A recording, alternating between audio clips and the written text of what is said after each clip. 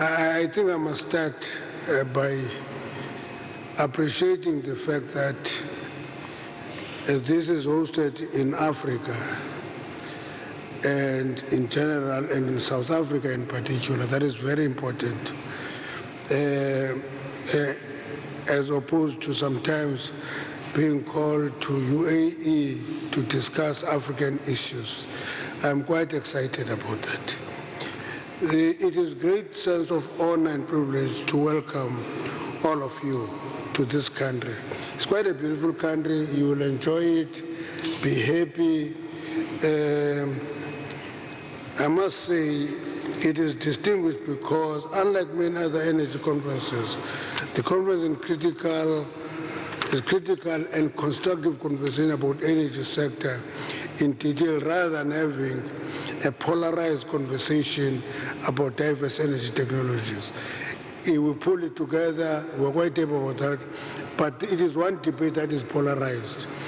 Your sustained presence gave us effect to the resolution taken in the previous Africa Energy Week conference, at which we resolved to work together to eradicate energy poverty on the African continent, while on the other hand, we participate in strengthening Africa's voice in the global energy debate. Those are the two very important issues that we deal with energy poverty, we raise Africa's voice in this debate.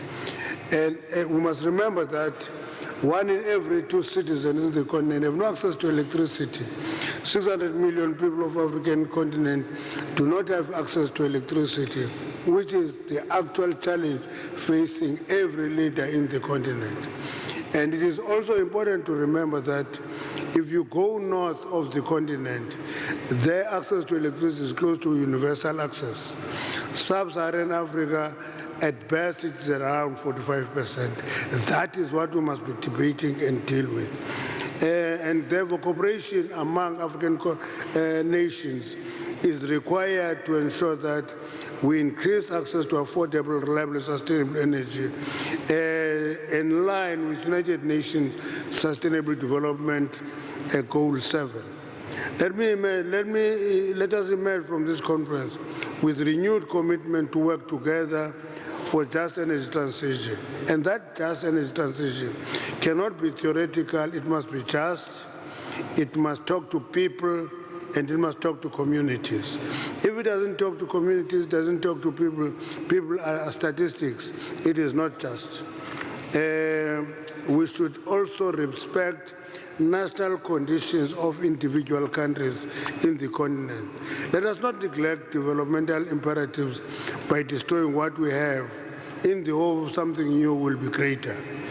If we want to exercise, we moved from high carbon emission to low carbon emission, it is important to ensure that exercising energy sovereignty for African nation implies that we must ensure that there is resilience, there is reliability, and efficiency of the new energy technologies before we even starting unbundling the old ones. I'm saying that from an economy that is generating energy mainly from coal. And one of the things that is putting us under pressure is that we must move away from coal. And our suggestion is that before we do that, let's test the new technologies. They must be reliable, resilient, and efficient.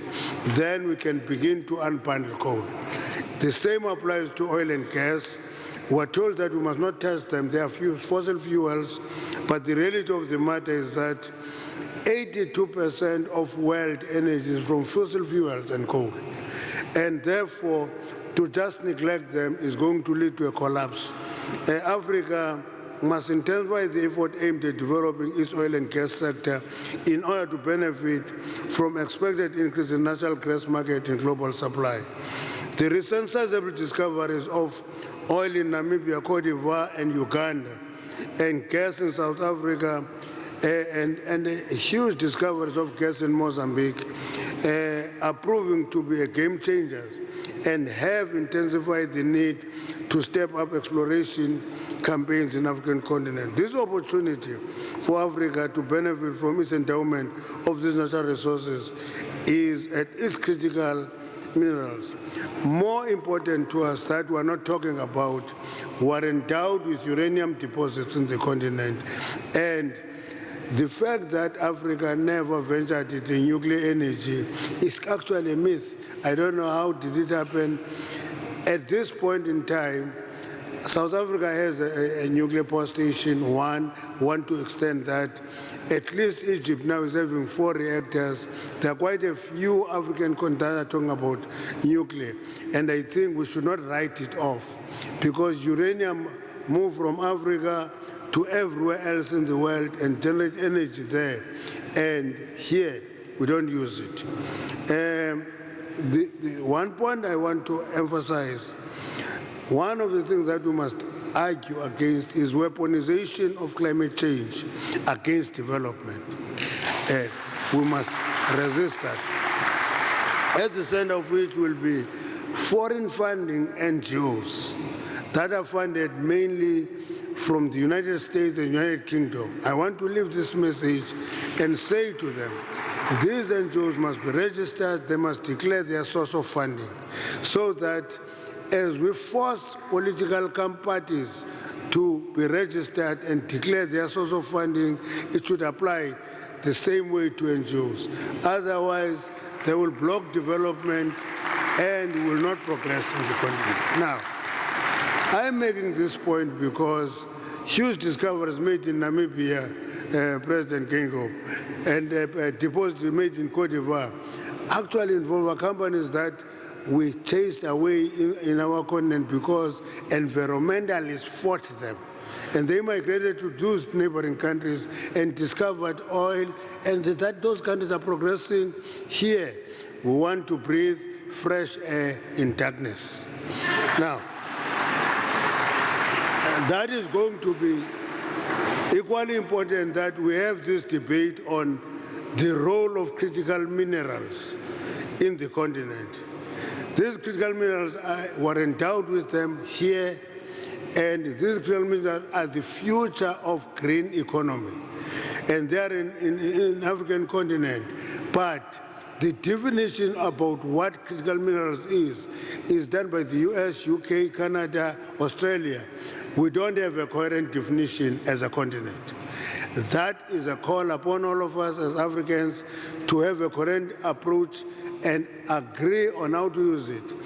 Those critical minerals must not be like the old minerals where it was pit to pot and actually take them raw, create wealth somewhere else.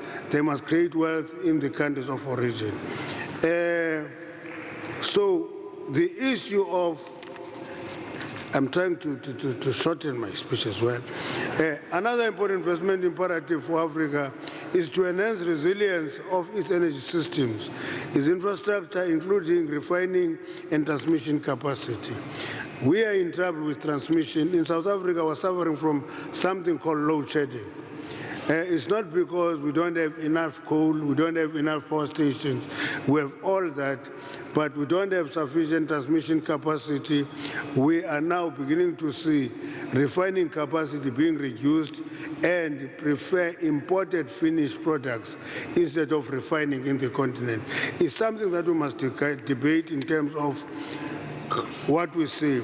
Building an Africa we want demands that we collectively tackle the challenge related to energy security by working out a proper balance between dispatchable base load and intermittent generation.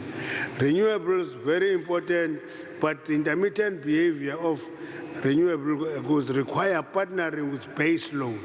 We should not destroy base load.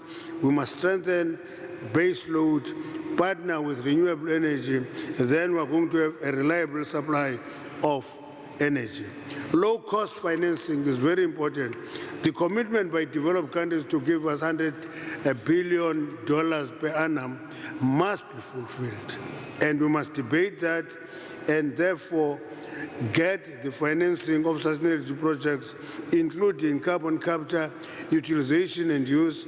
And in closing, Pan-Africanism must drive us towards the realization of the New Deal on Africa, New Deal on energy in Africa.